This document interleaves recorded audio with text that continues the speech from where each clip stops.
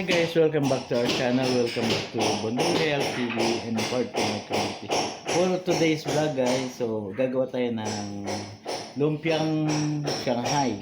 Okay, so i-prepare natin ano yung mga kailangan. So ito guys, timplado na guys. So lahat ng regatyado andito na. So andyan na lahat. So timplado na yun guys. Andyan ang pork, carrots, ano pa. So andyan na lahat, mix na ito guys. So kung paano magbalot ito guys, so meron tayong lumpia wrapper, ito. So yan ang kailangan natin. Tapos tubig pang lock pag sasarado ito. So in progress guys, gumagawa tayo. So ito guys, so may mga ready to cook na guys ito. So luluto na. Yan. So, ito yung gawa natin guys. So, kahapon di ba guys, naggawa tayo ng turon. So, parang turon lang guys, gumagawa tayo ng turon. Pero, yung nasa loob, pork saka may halong ricado. Yan. So, templado na ito guys. So for this vlog, yun lang guys. Short lang. Para lang alam naman na natin guys pwede itong giling kasama lahat ng ricado para templado na siya. Okay? So, yun. So, ang gagawin na lang natin, babalutin. Tapos, yun. Kung paano magbalot. Ito, guys. So, yan. Tapos, ilalak natin sa tubig. Ito na, guys. Yung finished product natin. Tapos, ready to cook na, guys. Yan. So, ito ang assistant natin.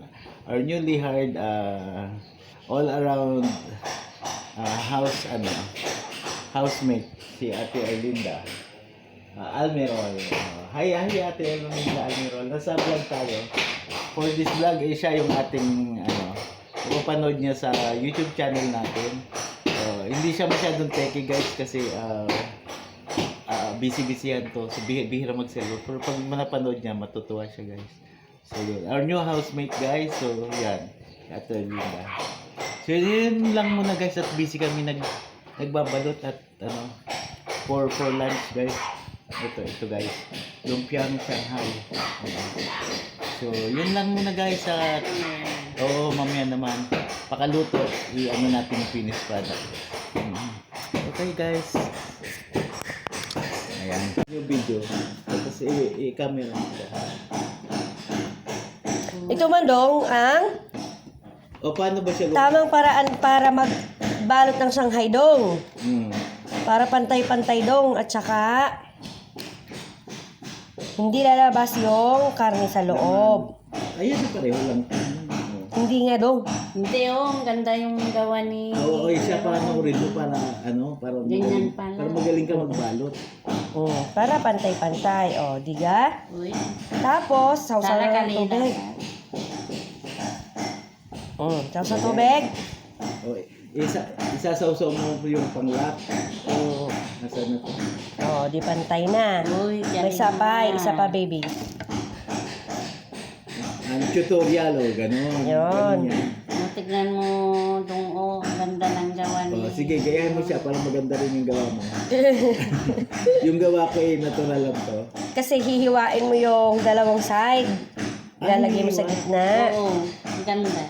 Talaga. Pantay-pantay. Baby, ang kapal naman yan, babe. Ganda na. Yung tama lang. Kala ko basta nagbalot lang. Asan yung pork? May tamang paraan. Sige, cabbage ko. Kalahati lang dito. Version 3 guys. So, hati nyo side. Nahati na Hati dong. na tapos kung paano magtupi, ayan, tipinopol na. Tapos, yan. Nasa inyo guys kung paano tatakalin yung kung isang kutsara, kalating kutsara, kung bite size. So ito naman guys, pang ulam lang ito. So, okay lang. Okay. Ayan. Ito yung ganyan lang din, hatiin mo lang din sa gitna. Ayan. Alisin mo yung dalawang gilid. Inaalis yung gilid? Ate, pag ganito. Tingin isa pag ganyan. Tinatabasan? Hindi Kabilang side, pag ganon. Wag mo nang ipagpato mo sila, mo silang dalawa. aalisin yung kabilang side. Oo. Hindi. Sa gilid-gilid. Tapos, ikastam. Isuksok mo lang sa para makatago. Isupay nga makam. Isupay nga kakainin. Kastam, para hindi lalabas kapag Prinito mo na niya. So, tinabasan mo pala. Yes, may tabas yan. Kasi nga Para malinis. para pare-parehas pati yung size. Oo. Eh, siyempre, kung pang ulam mo naman, Diba? pang commercial. Perfect na. So, yun guys. So, yun ang version 3 tutorial natin. So, Meron pa. ikaw naman, yung actual. Ito yung tinuruan natin guys. Tingnan natin kung na-absorb yung tutorial guys. Sa ilalim. Sa ibabang mat. Isa. Ayan. Kabilang.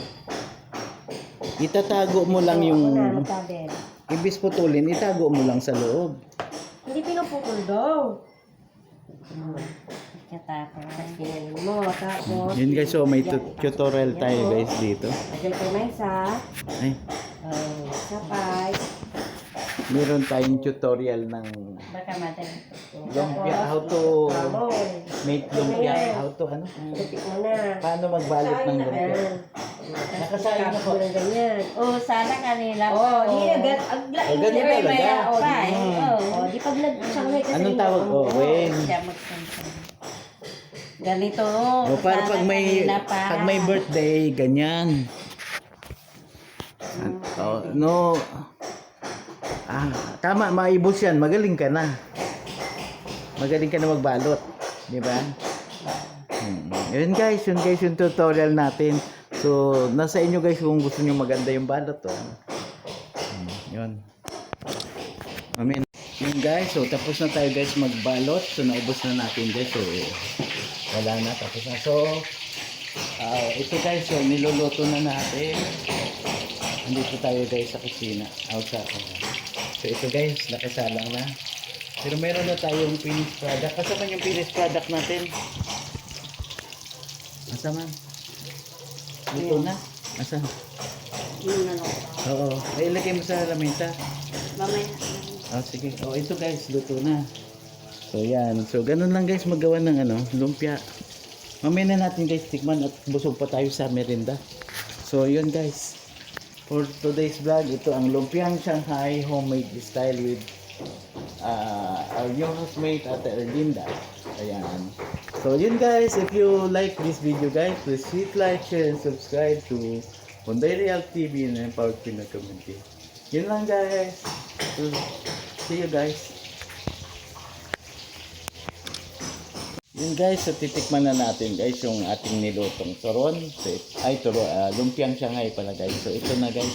So mainit pa, so tingnan natin kung alin dito. So tikman na natin guys yung niluto nating lumpiang Shanghai. So mukhang ito. Tikman natin. Mainit pa guys, sobrang init. Mainit pa.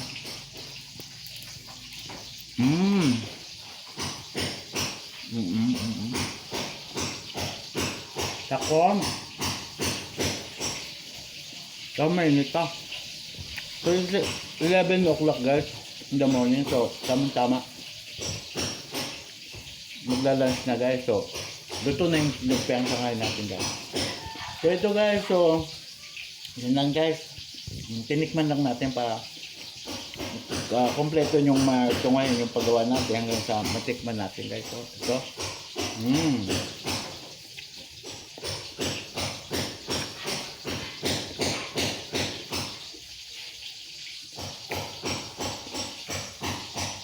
Guys, homemade lang to kaya pang ulam.